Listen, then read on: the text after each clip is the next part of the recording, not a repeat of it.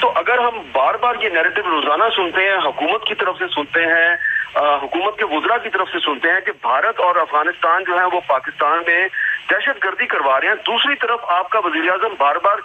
نریندر مودی کو خط لکھ رہا ہے، اس کو فون کرنے کی کوشش کرتا ہے، وہ اس کا فون نہیں سنتا. تو بطور ایک پاکستانی میں کنفیوژن کا شکار ہوں. یہ کیا پالیسی ہے کہ جب اسی قسم کی کوشش جو ہے بھارت کے ساتھ پرامن مذاکرات کے لیے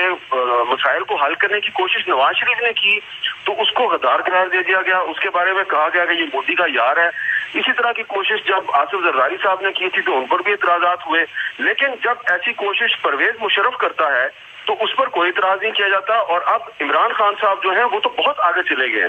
اور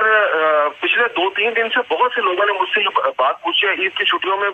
کچھ امپورٹنٹ ڈپلومیٹس نے میرے سے بات پوچھی کہ یہ پاکستان کی پالیسی کیا ہے کہ ایک طرف آپ لوگ جو بھی ٹرائبل ایریا میں یا بلوچستان میں حملہ ہوتا ہے اس کی ذمہ داری آپ انڈیا پہ ڈال دیتے ہیں،